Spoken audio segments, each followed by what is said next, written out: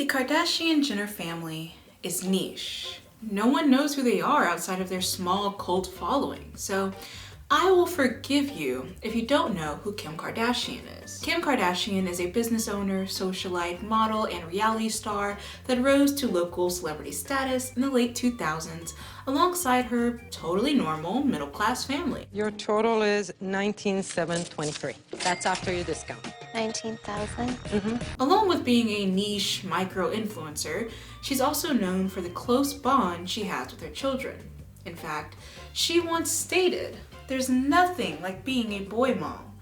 Like, seriously, it's the best." What an innocent quote that means nothing to people who don't know the Kardashians. But it means everything to me. You see, Kim K has 4 children, 2 boys and 2 girls, which is confusing based on the quote. How can she be a boy mom if she also has daughters? Well, that's where the other half of the quote comes in. The full thing reads, "I love my girls, but a girl steals your clothes and has an attitude, you know? There's nothing like being a boy mom. Like, seriously, it's the best." Oof. Oh.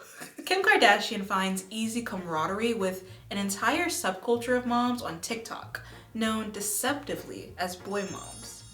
I say deceptively because the denotation of the phrase boy mom implies mundanity, normalcy, dare I say, humdrumness. It refers to a mom who usually only has boy children.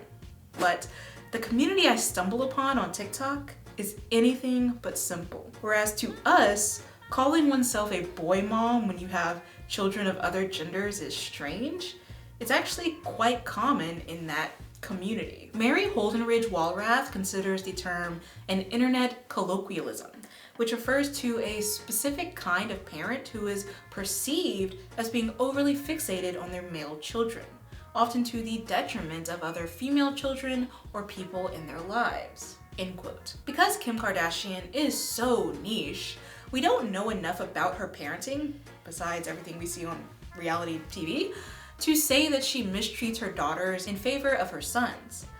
But the million-dollar word here in Mary's quote is perceive. People perceive Kim as someone who shows favoritism to her son based on the quote from earlier. In fact, we have a litany of quotes from Kim that aids in how we perceive her. Speaking to a then pregnant Kylie Jenner, Kim stated that women are prettier when pregnant with boys because girls take the beauty to give it to themselves. Funnily enough, while I was writing and researching this video, I also saw in a totally different community side of TikTok, someone voicing this same sentiment, that being pregnant with a boy makes a woman prettier as opposed to being pregnant with a girl. It's archaic, and yet again, a common mindset amongst TikTok boy moms. While watching this video, keep in mind 2 things. 1, not every mother of a boy is a boy mom. Believe it or not, some people can be normal. To be a boy mom, you need to produce a certain level of inappropriateness with your son and have questionable parental politics as a whole. 2, we have to look at this topic from a gendered perspective, but not in the fun way. TikTok boy moms are heavily invested in cis heteronormativity. I would even argue that their entire shtick is to uphold the cis hetero patriarchy. As a result of all of this, the language in this video will be narrow. Don't be fooled though. We're still in the business of humanity, so the experiences mentioned in this video are not limited to one group. The conversation of parenting and of being parented would be made more fruitful with the inclusion of trans and queer voices. If you want to share your perspective in the comment section below, it would be much appreciated. Now, let's get back to the drama. This specific subgenre of e-parenting is a lot more insidious. It forces us to reckon with internalized misogyny, incestuous theories, gender, and toxic parenting. Forgive me for what I'm about to show you. Now, let me exit, pursued by a bear.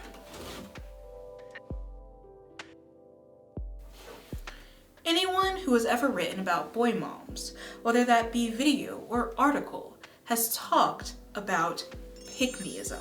This is a common argument for a reason. Boy moms of the internet have a distinct pattern of behavior that reminds people of the infamous pick-me trend. You know the one. Side-by-side comparisons of me versus other girls, blatant appeals to so-called boy culture, and villainous attempts at separating oneself from the pack. As Yashvini Deva argues, the term pick-me has become synonymous with a woman who values male validation above all else, her friends, her interests, and even herself, end quote. In order to gain this validation, the pick-me must alienate, stereotype, and disrespect all aspects of femininity. They tend to think that boys are just better than girls, and that all women are catty, dramatic, pink demons. The internet has long since hated pick-me's. That is, of course, after we all stopped being one and put on our moral superiority cap. But over time, we've come to understand the term as counterproductive. Now, we lambast it as an anti-feminist dog whistle. We try to bring nuance into the conversation, urging our audiences to consider just how pervasive misogyny is, which informs how someone becomes a pick-me, instead of putting the weight of solving the issue on individuals. For a while, the sun had set on that strange witch hunt. And then we started using phrases like girl's girl and mean girl, and all of that previous work went right out the window. When we talk about pick-me's, it's not enough to simply condemn them as some strange aberration in an otherwise healthy society. We have to be, as the scholars call it, so fucking for real. And we must do that by starting with a discussion of systematic misogyny. Remember that bear I was pursued by at the end of the prologue? Now, let me exit, pursued by a bear. Well, that is none other than Behrman et al., who are... God, that was stupid. That was Behrman et al. Argue that misogyny has two expressions, overt and covert. Really, this just means obvious and not so obvious. So covert expressions of misogyny occur all around us, sometimes even just daily. Because they are so normalized or downplayed by the culture at large, we have a harder time pointing these occurrences out. Let's take Kim Kardashian's comments about her daughters as an example. I love my girls, but a girl steals your clothes and has an attitude. Stop right there. This statement is mild. She starts by expressing love for her daughters.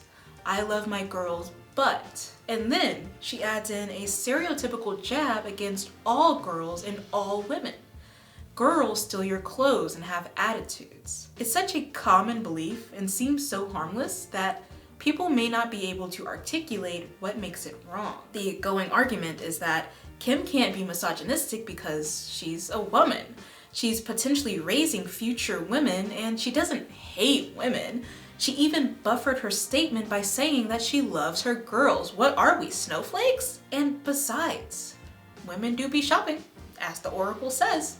The thing is though, small stereotypes such as this statement feed into the larger system of misogyny. This system is where we often encounter overt acts of misogyny, things that we are better able to see and in turn try to challenge. This includes issues like the pay gap, sexual abuse, war, and conflict-based abuse. These things are larger and are a part of an overall system that seeks to subjugate, degrade, and disenfranchise women based solely on the fact that they are women. As we have seen with other systems of oppression, it's the negative stereotypes that help inform mass hatred, which in turn allows people to look away from unjust treatment. For example, stereotypes about Black people say that we're lazy, violent, dirty, and inhumane. Man said, boy, you give me a situation, you'd have to put me through a simple self-examination. No, stupid. You mean a civil service examination. These stereotypes have persisted for centuries and are hard to shake off.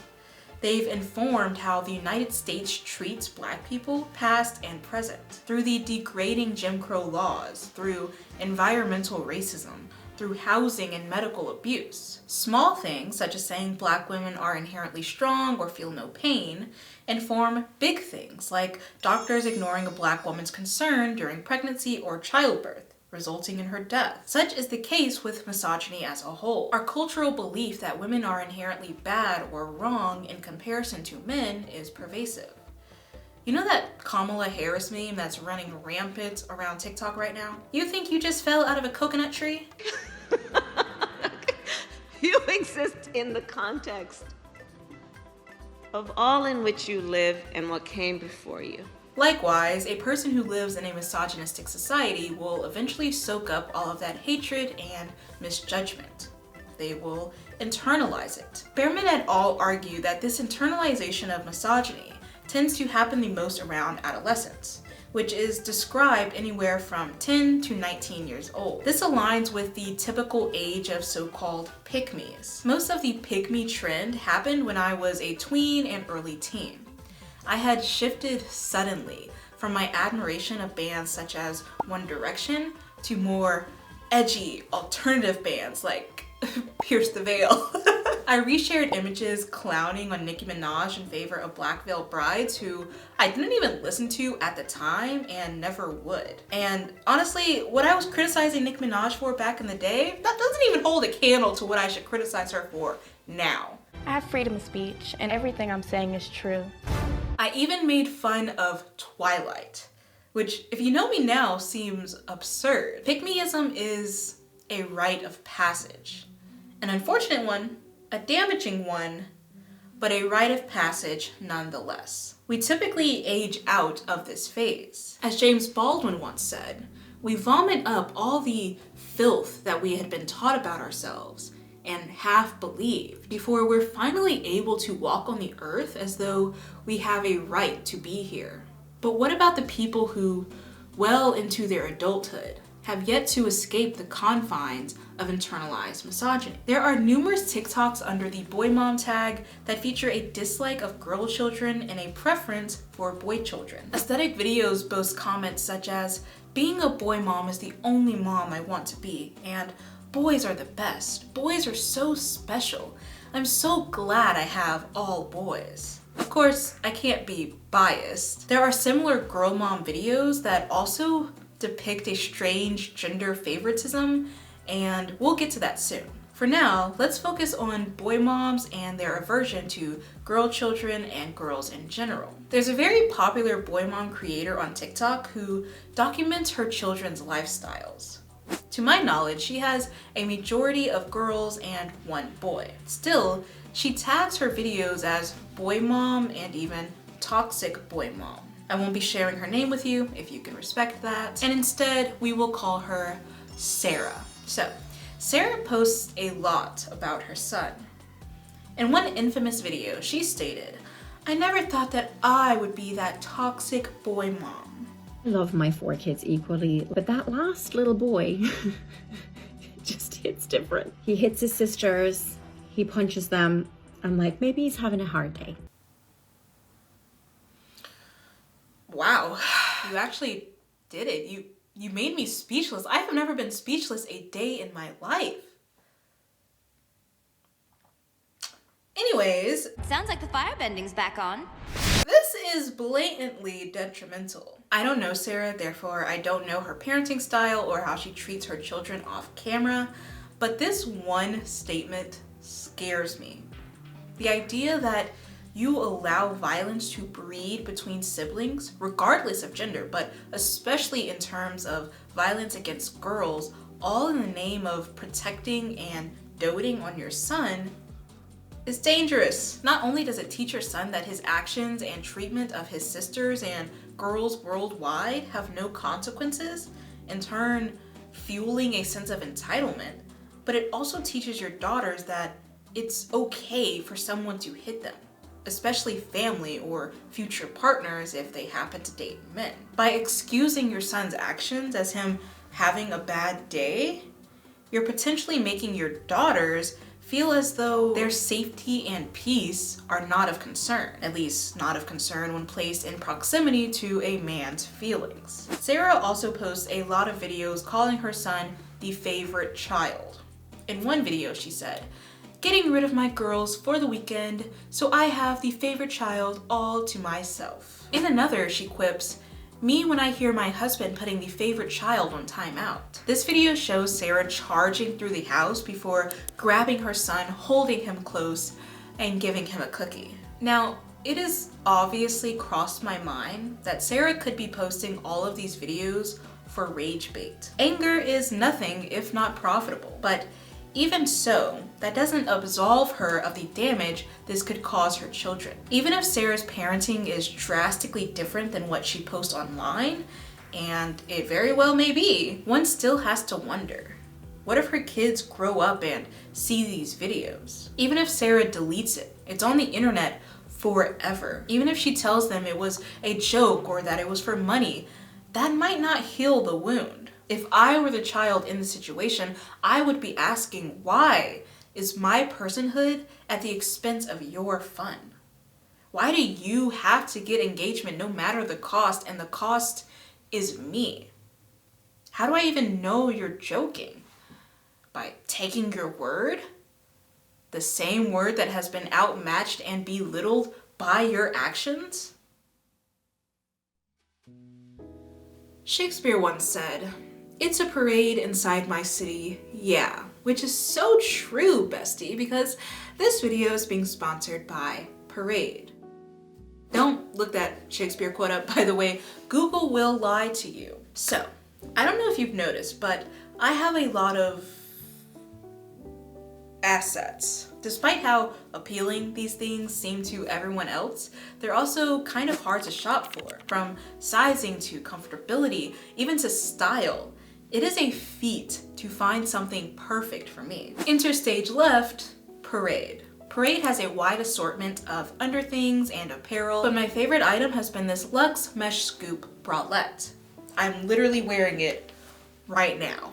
Right off the bat, we can check off style thanks to this beautiful shape and color. This is a jewel tone red, which Parade has aptly named Twilight. Better than that, the material is literally ingenious. It has a very durable stretch, which makes the perfect fit. I can wear it all day and not lose any support or comfort. That's because this bralette is made of silky mesh, which is spun into the lightest yarn possible and composed of rescued materials that would usually be wasted in production processes. The support is practical, but also really flattering. I don't feel trapped while wearing it, and the girls be sitting pretty. Let's ask the audience. I wear this on my walks. I wear it when I exercise at home. I wear it just lounging around sometimes, and I never feel that typical biting sensation I'm used to with bras. The same goes for these high-rise boy shorts. These are made from the same material as the bralette, and I also got them in the same color so I can match. I also got them in black as well because I am obsessed with these. You might be thinking that underwear made from mesh is a brave choice, but like the bralette, these boy shorts are breathable and comfortable. And again, super flattering. I feel like really powerful wearing these. Luckily, I've got Parade on speed dial and they're giving you guys a sweet deal. Click the link in the description and use my code shanspear40 for 40% off site-wide. This doesn't include 80% off sales or the Betsy Johnson collection, but is still a great deal for an already nice price point. Thank you to Parade for keeping my viewers stylish and for sponsoring this video.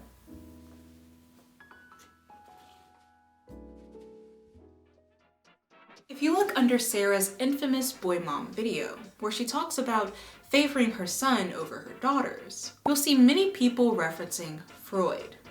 But why? Marshall W. Stearns will tell you that Shakespearean scholars, those illustrious, pretentious bunch, don't like talking about Sigmund Freud. Who does? He used Hamlet, one of Shakespeare's most famous plays, to exemplify one of the most controversial theories of all time, the Oedipus complex. Lucky for you, I am not a Shakespearean scholar.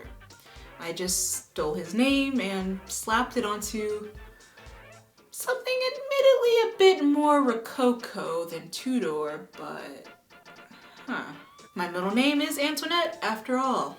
Sigmund Freud and I have already had our little public boxing match. I called him a motherfucker, he called me a silly American.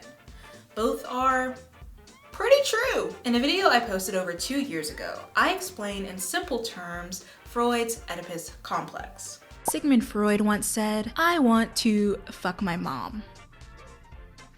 That's not exactly what he said, but it was close enough to where he probably felt ashamed of himself, revised his statement, and pleaded, well, everyone wants to fuck their parents, right guys? Am I right, guys? Freud's Oedipus complex dictates that children view their same-sex parent as a rival for the opposite-sex parent's attention and affection. End quote. But it's even weirder than that. Freud derived the name of his theory from the Athenian tragedy, Oedipus Rex. Here is a brief shanspearian recounting of that play. So, Oedipus Rex was born to King Laius in Thebes, which was a real bummer because prior to Oedipus's birth, King Laius had been told by an oracle that his son would grow up one day to kill him. Fearing his safety and throne, King Laius discarded Oedipus in the mountains after his birth, assuming he would perish there. Instead, Eddie was rescued by a shepherd and given to a different royal family somewhere that wasn't Thebes. When he's older, Oedipus gets suspicious about his ancestry and goes to an oracle to see what's going on. The oracle tells him that he will kill his father and marry his mother, which is really just the worst advice anyone could give you ever. Thinking that the oracle is talking about his adopted parents instead of his biological ones, Oedipus decides to avoid his fate altogether by abandoning his family. He starts trekking all over the map and winds up in the area of Thebes. Here, he runs into this old man and this old man's entourage, who nearly run Oedipus off the road. Oedipus does not take bullshit, okay? Because he smites that old man. Road rage is a killer. And he continues on towards Thebes. Here, he finds a big-breasted sphinx who has been tormenting the kingdom day in and day out. She is just like me. And she's not just any sphinx, but a sphinx who loves riddles. The way for Oedipus to get into Thebes with his life is to solve her complex conundrums, of which no one has ever done before. He does it literally within like a minute. So this is so awkward for the Sphinx that she combusts on the spot, relieving the kingdom from her tyranny. In order to repay Oedipus for all his hard work, the kingdom gives him the throne because they just realized that their king had been killed outside of town. Oedipus takes the throne, marries the widowed queen, and has a few babies. All is bliss. Until everyone finds out that Oedipus and his now wife are actually son and mother. And the guy Oedipus killed on his way to the kingdom, that was his birth father, the king of Thebes. As such, the prophecy came true. Oedipus's mom commits after finding out, and the story ends. Man, they really knew how to put on a show in 429 BC. But what does any of that have to do with boy moms? Well, Fred's Oedipus complex theory argues that during the phallic stage of child development, boys want to possess their mom. God knows in what ways. But because their mom is with their father, the child's wish remains unfulfilled, leading to the child resenting their father. There's a bunch of mumbo jumbo about the id and the ego and castration anxiety, but people invoke the theory when they're talking about incest. So a certain sect of boy moms are accused of having inappropriate relationships with their sons. Not even just counting the strange favoritism we covered in the previous act, there are more videos still that depict sons slapping their mom's butt in succession. Videos where self-proclaimed boy moms shake ass against their sons' faces. And most common, videos of boy moms who terrorize their sons' girlfriends or spouses, real or imagined, as if they're in competition. In this last category, the boy mom always seems to be undergoing a breakup when she recounts her son getting married, or even when her elementary age son gets a girlfriend. She's like a scorned, deserted lover. One boy mom, who we'll call Debbie, posted a video that states, when you're a boy mom and you know one day some girl will come and snatch up the work of art you raised to be the perfect man, and then she won't even let you come over without calling first. The wording on this one is strange. So strange actually that it almost left me speechless again. It fooled me, we can't get fooled again. The negative connotation of some girl versus the positive connotation of the work of art and perfect man. Girl, that is your son. That's already doing a lot of lifting here. But it brings to mind the idea of a mother raising her son to be the perfect man for her. Oh! What the fuck? Why else would you be upset about your son finding love? Based on this behavior, people began to speculate that boy moms unconsciously raise their ideal man from the way they dress to their manners, but they eventually realize that I can't date him. That's my family, that's my flesh and blood. So they terrorize everyone who can. I mean, how else do you explain videos like this? The thing with having sons is you know they won't be yours forever. But for now, you are their girl. You are not their girl. You are their mother. A lot of content under the boy mom tag also equates having a son with finding true love. And I don't mean true love in the average parental love of my life kind of way. I mean in the Humbertian fire of my loins kind of way. A popular sound amongst TikTok boy moms features sentences such as, "You'll be his first kiss," and "God gave you a son because you deserve to know what true love is." Over on Instagram, which has somehow proven to be worse than TikTok, a boy mom posted, "One day, he'll fall in love with a woman who can never compare to his mom. LOL. LOL? Girl, I am not laughing. She amends this weird statement in her caption, saying that she will love her son's partner like her own. But honestly, based on your track record, girly, I don't think that's a safe option. Like that's why we got here in the first place. Another boy mom posted, "I heard if you have a boy first, you need to be shown love. If you have a girl first, you need a best friend." A reply underneath that states, "Yes, a boy if you need someone to love you. A girl if you need someone to love." Interesting. Stick a pin in that for now. The love that boy children are expected to give their mothers is never elaborated on in these videos. But using context clues, we can rule out typical familial love, seeing as how boy moms never reference their daughters or other children loving them. Only the boys. This is all rather confusing because the presence of gender or a lack of gender doesn't dictate if a child loves their parents. This incongruity implies that the kind of love they're talking about is more aligned with romantic love between a man and a woman, if you want to be, heterosexual about it. Sarah from earlier also has videos about her son that people perceive as emotionally incestuous. In one TikTok, she states, "When I think about my daughters getting married, I get excited, right? Think about their dresses, planning their weddings. When I think about my son's wedding, I want to cry." She doesn't unpack this statement, leading a lot of comments to speculate about why she feels the way she does. And judging by her other videos about her son, those speculations lead to one thing. One user commented, "Y'all kiss on the lips too?" The interesting thing about boy moms, their incestuous theories, and even their internalized misogyny is that there's one common theme: gender. More specifically, parents have a strange dependence on the cis-hetero gender binary. Not only does it inform what role they assign their children or what role they designate for themselves as parents, it also leads to toxic parenting. This dark cloud is now the remaining traffic of our stage, the which, if you with patient ears attend, what here shall miss my toil, shall strive to mend.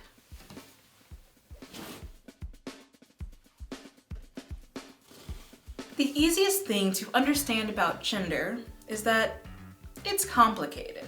It doesn't make sense, and yet it is our God. It means more to us than family, more to us than money, more to us than our own happiness. We aim to please it. We make sacrifices to it. Republicans in America hunt and kill to preserve their minimal understanding of it. But it's also beautiful and rich and unique and liberating. It's one of the many ways we find solace in this confusing world. And yet, it still doesn't make sense. Good thing it comes with an instruction manual. If you are knighted as a woman, you must grow your hair a mile long, wear long flowing dresses, and raise children. If you are knighted as a man, you must grow your hair a mile long, wear dresses, and wrong century. Okay, if you are knighted as a man, you must eat nails for breakfast and play football and be able to drink beer through your eyes. At least that seems to be the American version. This manual is so confusing. The reason why boy moms are such an oddity, besides all the incest accusations, is because of what Olivia Harrison calls our cultural preoccupation with gender. Within our parenting system, we define everything by a strict gender binary. Our role as parents, the roles of our children, even how we document our lives on the internet, are all controlled by the fixed idea of gender roles. This obsession produces not only the boy moms and girl moms of the world, but also the girl dads. This popular TikTok hashtag announces the masculine father's ability to parent a child whose feminine gender expression is different from his, just as the hashtag boy mom announces the feminine mother's ability to parent a child whose masculine gender is different from hers. Both seem to suggest that parents are going out of their way to parent a child with a different gender and are proud of it, which seems innocent but can be cumulatively harmful. Girl dads are just as interesting as boy moms to me because they have that same odd fixation on their child's dating life, but only if that child is perceived to be a different gender than they are. There's a common pattern among men who have daughters who heavily police their daughters in terms of relationships or outfits and what have you, but do none of that for their sons. I was watching Riverdale the other day for work. It's an upcoming episode of Internet Infamy. Go check that out. But I was watching Riverdale and Veronica's dad was talking to Archie, who Veronica is dating at the time. And he said something along the lines of, boyfriends are temporary, but fathers are forever. Oh! Okay. Remember that comment I told you to pin for later? Let's use that as an example of our harmful preoccupation with gender. This comment explains the purpose of children, determined by their assumed gender. Boy children are had when a parent, typically a mom, needs someone to love her. Girl children are had if a mom needs someone to love. Let's ignore the fact that this puts all of the importance on the parent instead of the literal human that's being brought into the planet. And who has nothing to do with your selfish desires. What's interesting is, gender amongst children, at least through the eyes of the parent, is a very simplified, bare-bone version of the gender we expect of adults. In our cis-hetero society, children are not born without gender. We mold them over the years into what we consider their final gender form. It's common to see boy children wearing heartbreaker onesies while their parents gush about how romantic and flirty he is. Boy moms take their sons out on dates, just the two of them. She gushes on social media about how intimate she is with her son. She tells you in so many words that her son was brought to earth to show her how to be treated by a man. While the son isn't expected, hopefully, to have romantic or sexual conquests as a baby, the seeds are still planted for when he's older. Adult men are expected, nay, encouraged, to be uninhibited when it comes to their love life. Watch any of these super alpha male podcasts where the super alpha male hosts describe men as being born with a cheating chromosome that makes it hard for them to love just one person. I genuinely think if a woman cheats on you, it's a wrap. Like, relationship completely over. Men don't ask for much, and if you cheat, that's like the biggest form of betrayal. What about for a man? I think that's not that big of a deal. Men are made to give love, however you define that word, which brings clarity to the first part of that earlier comment. You have a boy if you need someone to love you. But what about that other half? You have a girl if you need someone to love. Let's pair that with the original comment that this was in response to. If you have a girl first, you need a best friend. This argument just writes itself. Women in popular culture are considered human Barbie dolls. They're expected to overly groom, overly apply, over beautify. Nothing can be left alone about a woman in the same way that nothing can be left alone about a doll. You have to change its hair, its clothes, its makeup, its nails. Based on popular understandings of gender, women are a canvas to be painted upon, a blank space. There's something that we can pour all of our insecurities and fears onto, and these things get soaked up and fixed. This is exactly how girl children are treated. By perusing the girl mom tag, I found most of the videos to be mothers taking their daughters to get their nails done, mothers doing their daughters' hair, mothers wearing matching outfits with their daughters. None of this is inherently wrong. It's actually quite cute to me, but it builds a picture of what it means to be a parent based solely on gender.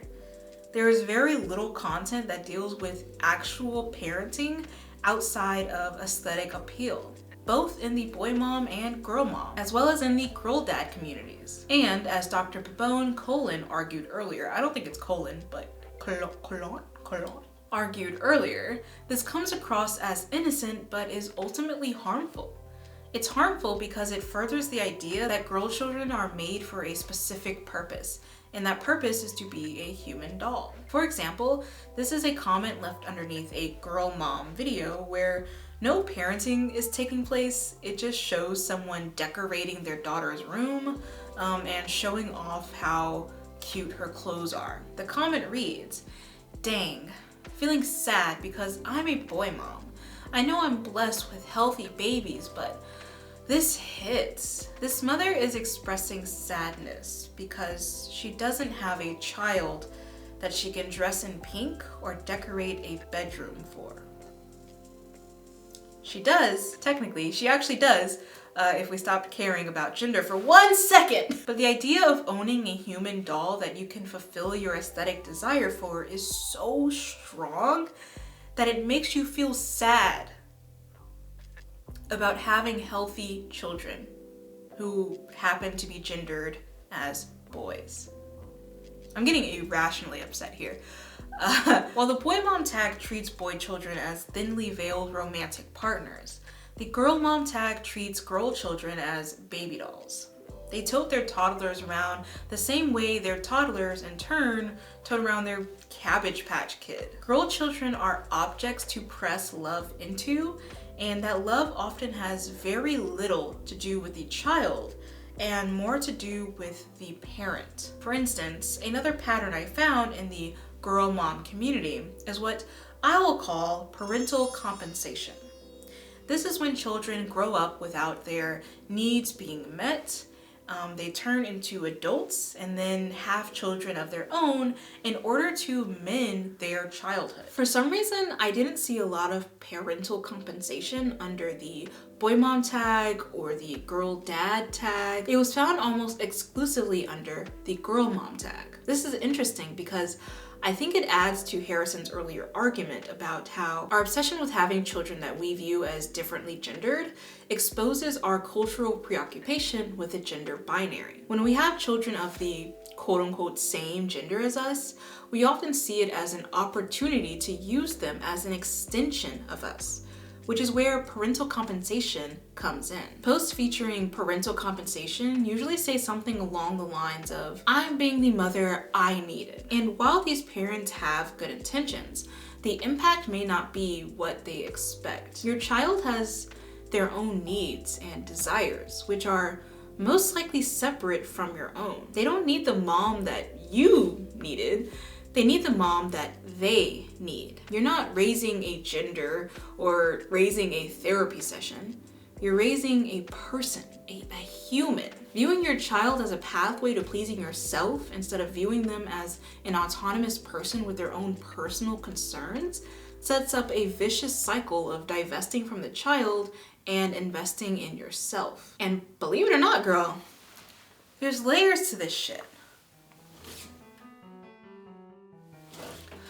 The disenfranchisement of children has a lot to do with gender. In fact, it's aligned with just about every minority plight on the planet. Though it's a movement that hasn't been picked up by the mainstream or even really within leftist circles, there's kind of an understanding among certain groups that children are an oppressed class. Now look, I'm the child of a Southern Black parent and a Caribbean immigrant parent.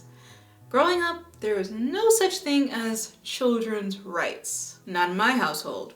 But most of the children in the world live with the understanding that their parents and their government at times, all the time, are akin to God. So long as you're living under my roof, eating my food, breathing my air, you will do as I say. There will be no talkback. There will be no derision. You are my property, and you will do what I say, do what I do, and think what I think. Children are barred from voting, blamed for existing, and are allowed to be beaten with impunity. Boy, I will slap the caps off your knees. If and when this causes a strain, they're not allowed to complain about it. They should be so lucky to have a roof over their head, food in their stomach, a parent that tolerates them instead of feeding them to the garbage can out back. When I think about the oppression of children, I of course think about children in the United States where I live, who go hungry, who go houseless, who face a double jeopardy of youthism and racism. But lately, I cannot stop thinking about the endless faces of children I've seen through the internet in places like Palestine and the Congo, who, through their respective genocides, are purposefully targeted and exploited. Half of Gaza's population alone is children. And in order to watch videos like mine, like anything you do on your phone, the minerals in your devices are mined by children in the DRC who are potentially as young as 4. Gender also plays a big role in how children are oppressed. And in fact, using gendered analysis, we might make better sense of children's rights. As Mitch Curia argues, the plight of the child is similar to the plight of women, especially before legal emancipation. Both child and woman have experienced life as the property of their fathers, colonizers, or the state, depending on their social position, and were accordingly exploited as status symbols, slaves, or inpatients. The idea of child oppression is not only normalized, it's pumped into the very fabric of our culture. Children are not people, they're things with eyes, things that you can toss around and treat however you'd like. And the parents of TikTok, be it boy moms, girl dads, or girl moms, are no exception. They reflect a culture that views children as property. Calling on my boy moms who stare at them aimlessly, one user states, because you can't believe this beautiful soul of a human is all yours. Look at the wording here. It implies possession. This is the same reel from earlier where the mother swears her son will never find someone who compares to her. The sentiment is strangely territorial. Boy momhood is toxic in the ways that it combines internalized misogyny, strict gender expectations, and a lack of children's autonomy. And believe it or not, this is not a social media thing or a new generation thing. Take, for instance, The Age of Discretion, written by Simone de Beauvoir and published within a collection of stories in 1967. The Age of Discretion follows a nameless, spiraling narrator who is well into middle age. Her son is all grown up, and while she wants to hold on to him for the rest of his life, she finds that he's more content with making his own decisions, such as choosing his job and getting married. The narrator bewails what she considers a failing relationship between her and her son. She states, "I am the one who fashioned his life. Now I will remain outside of it, a distant spectator." This is the fate common to all mothers, but who has ever found consolation in the fact that her fate is shared by others? The truth is, the boy mom community has already tapped into something very primal. They understand the power of intimacy, of finding consolation in shared fate. All of their posts feature some line similar to, "Us boy moms have to stick together." But I think they should approach this sentiment differently. Understanding the ways in which we have been brainwashed en masse can help in undoing some of that damage. And what I mean by that is we as a society across the world have been brainwashed into viewing children as property. We have been brainwashed into viewing gender as a fixed binary that can be used against anyone who doesn't do it the way we expect them to. And we have been brainwashed into somehow mixing the two to form a weapon. But by realizing that our way of thinking is taught to us and not something that we inherently believe in right out the womb, we're able to better challenge it. This fate isn't only shared by boy moms. It's a fate that can befall any parent. And if you want to be one someday, you have a lot of homework to do.